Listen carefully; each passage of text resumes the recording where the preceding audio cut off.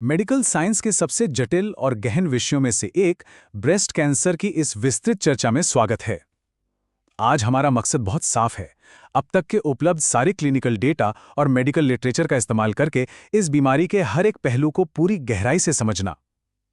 तो बिना किसी देरी के चलिए सीधे विषय पर आते हैं। शुरुआत अगर इसके वैश्विक प्रभाव से करें तो डेटा सच में हैरान कर देने वाला है। साल 2020 में पूरी दुनिया में इसके 22 लाख नए मामले सामने आए और करीब 6,85,000 लोगों को अपनी जान गंवानी पड़ी। मतलब ये सिर्फ कोई नंबर नहीं है, बल्कि ये दिखाता है कि ये समस्या कितनी विशाल है और इसीलिए इसके सटीक क्लिनिकल डिटेल्स को समझना हमारे लिए इतना ज़रूरी हो जाता है। आज की इस चर्चा को हम मुख्य रूप से 6 हिस्सों में बांटकर समझेंगे। पहले जीव विज्ञान और इसका प्रभाव, फिर प्रमुख जोखिम कारक, उसके बाद स्क्रीनिंग के प्रोटोकॉल, निदान और कैंसर के प्रकार, आधुनिक लक्षित थेरेपी और आखिर में इलाज से जुड़ी कुछ कड़वी सच्चाइयां और असमानताएं। तो चलिए पहले हिस्से की ओर बढ़ते हैं, जीव विज्ञान और वैश्विक प्रभाव, जहां हम इस बीमारी की शारीरिक संरचना यानी एनाटॉमी को समझेंगे। देखिए, बीमारी को जड़ से समझने के लिए सबसे पहले एनाटॉमी को समझना बहुत जरूरी है। इसे ऐसे समझते हैं, हर फीमेल ब्रेस्ट में करीब 15 से 20 ग्लैंडुलर टिश्यू के लोब्स होते हैं। इन्हें एक डेजी के फूल की पंखुड़ियों की तरह मान सकते हैं। ये लोब्स आगे छोटे छोटे लॉब्यूल्स में बटे होते हैं जो दूध बनाते हैं, और डक्ट्स नाम के छोटे ट्यूब्स इस दूध को निप्पल तक ले जाते हैं। कैंसर असल में इन्हीं हिस्सों से पनपना शुरू होता है। अब सवाल ये है कि ये असामान्य वृद्धि आखिर होती कैसे है। नॉर्मल स्थिति में स्वस्थ सेल्स का डीएनए उन्हें निर्देश देता है कि कब बढ़ना है और कब नष्ट होना है। लेकिन कैंसर कोशिकाओं के मामले में क्या होता है कि डीएनए के म्यूटेशंस इन निर्देशों को बिल्कुल पलट देते हैं। नतीजा, ये कोशिकाएं अनियंत्रित होकर तेजी से बढ़ती हैं और तब भी जिंदा रहती हैं जब उन्हें मर जाना चाहिए था। और फिर यही कोशिकाएं इकट्ठा होकर एक मास या ट्यूमर का रूप ले लेती हैं। अब आगे बढ़ते हैं दूसरे हिस्से पर, प्रमुख जोखिम कारकों की पहचान, यानी कौन लोग इस बीमारी के प्रति सबसे ज्यादा संवेदनशील हैं। क्लिनिकल डेटा इन जोखिम कारकों को बहुत ही साफ श्रेणियों में बांटता है। सबसे पहले आनुवांशिकी, जहां विरासत में मिले BRCA1 और BRCA2 म्यूटेशंस का बहुत बड़ा रोल है। फिर हमारी लाइफस्टाइल आती है, जैसे मोटापा, एक्सरसाइज न करना या शराब का सेवन। रिप्रोडक्टिव हिस्ट्री भी बहुत अहम है, जैसे 12 साल से पहले पीरियड शुरू होना या कभी प्रेग्नेंट न होना। इसके अलावा डेंस ब्रेस्ट टिश्यू या हार्मोन रिप्लेसमेंट थेरेपी जैसी मेडिकल स्थितियां भी इस जोखिम को काफी बढ़ा देती हैं। जोखिम को गहराई से समझने के बाद अब तीसरा हिस्सा आता है, स्क्रीनिंग और शीघ्र पहचान।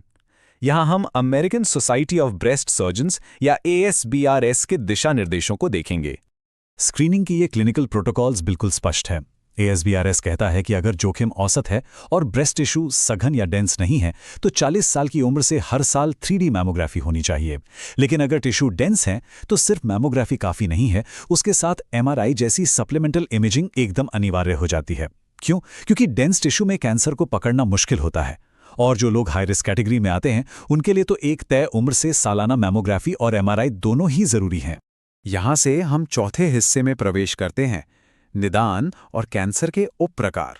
बीमारी को असल में यहीं पर सटीक रूप से परिभाषित किया जाता है। डायग्नोसिस के दौरान सबसे जरूरी चीज ये जानना है कि कैंसर शुरू कहां से हुआ है। इसके 2 सबसे आम प्रकार हैं। पहला, इन्वेजिव डक्टल कार्सिनोमा, जो दूध ले जाने वाली नलिकाओं या डक्ट्स के अंदर से पनपता है, और दूसरा है इन्वेजिव लॉब्यूलर कार्सिनोमा, जो उन ग्रंथियों या लॉब्यूल्स में शुरू होता है जहां दूध बनता है। लेकिन इन सब के बीच एक बहुत ही दिलचस्प और अहम सवाल खड़ा होता है, आखिर इस कैंसर को बढ़ने के लिए ऊर्जा या कह लें फ्यूल मिलता कहां से है। यहीं पर बायोमार्कर्स की एंट्री होती है, जो आज के ऑन्कोलॉजी का पूरा आधार हैं। अगर ट्यूमर में एस्ट्रोजन या प्रोजेस्टेरॉन प्रोटीन्स हैं तो उसे हार्मोन रिसेप्टर पॉजिटिव कहते हैं। दूसरा है HER2 पॉजिटिव, जिसमें HER2 प्रोटीन की मात्रा बहुत ज्यादा होती है, करीब 15 से 20% मामले इसी के होते हैं। और तीसरा, जो थोड़ा जटिल है, वो है ट्रिपल नेगेटिव ब्रेस्ट कैंसर। इसमें ये तीनों ही प्रोटीन्स पूरी तरह गायब होते हैं। इसे समझना इसलिए जरूरी है क्योंकि ये ट्रिपल नेगेटिव ट्यूमर बाकी प्रकारों के मुकाबले बहुत तेजी से बढ़ते हैं। इन बायोलॉजिकल प्रकारों को जानने के बाद हम अपने 5वें हिस्से पर आते हैं, लक्षित उपचार और आधुनिक थेरेपी। आज के समय में प्रारंभिक चरण की बीमारी का इलाज एक बहुत ही स्पष्ट रणनीतिक क्रम में होता है। पहला कदम है नियो एडजुवेंट थेरेपी, यानी वो सिस्टमिक दवाएं जो सर्जरी से पहले ट्यूमर का साइज कम करने के लिए दी जाती हैं। फिर आती है लोकलाइज थेरेपी, जिसमें सर्जरी और रेडिएशन शामिल हैं। और आखिर में एडजुवेंट थेरेपी, जो सर्जरी के बाद दी जाती है ताकि कैंसर शरीर में दोबारा ना लौट सके। और मेटास्टैटिक HER2 पॉजिटिव मामलों में तो ये ट्रीटमेंट सीक्वेंस और भी आधुनिक हो जाता है। फर्स्ट लाइन में ड्यूल HER2 नाकाबंदी होती है, फिर सेकेंड लाइन में TDX जैसी थेरेपी दी जाती है, जो एकदम किसी स्मार्ट मिसाइल की तरह सटीक काम करती है। और इसके नतीजे डेस्टिनी ब्रेस्ट 03 ट्रायल में कमाल के रहे हैं। फिर थर्ड लाइन में टुकाटिनेब आधारित दवाएं आती हैं। विज्ञान ने इस दिशा में सच में बहुत बड़ी छलांग लगाई है। डेटा के हिसाब से हार्मोन ब्लॉकिंग थेरेपी का असर भी जबरदस्त है। हार्मोन रिसेप्टर पॉजिटिव मामलों में एंडोक्राइन थेरेपी जैसे टेमोक्सिफेन का इस्तेमाल होता है, जो शरीर में एस्ट्रोजन को ब्लॉक कर देती है। आंकड़े बताते हैं कि 10 साल के समय में ये अकेली दवा ब्रेस्ट कैंसर से होने वाली मृत्यु के खतरे को लगभग 40% तक कम कर देती है। ये अपने आप में एक बहुत बड़ी उपलब्धि है। और इन सभी आधुनिक इलाजों की कामयाबी का अंदाजा बस इस एक नंबर से लगाया जा सकता है, 92%। अमेरिका में ब्रेस्ट कैंसर का 5 साल का सर्वाइवल रेट अब 92% तक पहुंच गया है।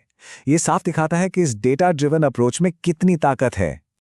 लेकिन कहानी का एक दूसरा पहलू भी है, और यही हमारा छठा और आखिरी हिस्सा है, असमानताएं और उपचार की कठोर वास्तविकताएं। सच्चाई ये है कि सर्वाइवल रेट्स भले ही अच्छे हों, लेकिन हार्मोनल थेरेपी के लंबे सफर में एक मरीज को बहुत कुछ सहना पड़ता है। भयंकर हॉट फ्लैशेस, जोड़ों का दर्द और ऐसी थकान जो शब्दों में बयां नहीं की जा सकती। आंकड़े बताते हैं कि करीब 50% मरीज इन साइड इफेक्ट से तंग आकर या तो दवा छोड़ देते हैं या पूरी थेरेपी ही बंद कर देते हैं। और इन दवाओं का असर दिमाग, हड्डियों और दिल पर भी काफी गहरा पड़ता है। इस दर्द को समझना भी क्लिनिकल केयर का ही हिस्सा है। एक और बड़ी असमानता पुरुष ब्रेस्ट कैंसर से जुड़ी है। इतिहास उठाकर देखें तो क्लिनिकल ट्रायल्स में पुरुषों को हमेशा से नजरअंदाज किया गया है। अब इस जेंडर स्पेसिफिक रिसर्च की कमी का सीधा असर ये होता है कि पुरुषों के इलाज का आधार महिलाओं का डेटा ही होता है। इसी वजह से उनमें ब्रेस्ट कंजर्विंग सर्जरी के बजाय मास्टेक्टॉमी और रेडिएशन की संभावना कहीं ज्यादा होती है। और इस डेटा गैप का दर्दनाक नतीजा इन सर्वाइवल रेट्स में बिल्कुल साफ दिखता है।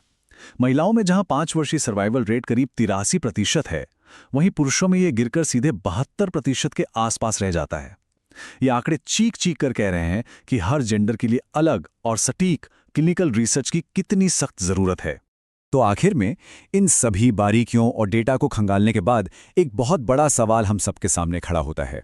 जिस तेजी से अगली पीढ़ी की टारगेटेड थेरेपी और ये बायोमार्कर टेस्टिंग आगे बढ़ रही है, वो दिन कितना दूर है जब पर्सनलाइज्ड मेडिसिन इस सर्वाइवल रेट को बढ़ाकर पूरा 100% कर देगी।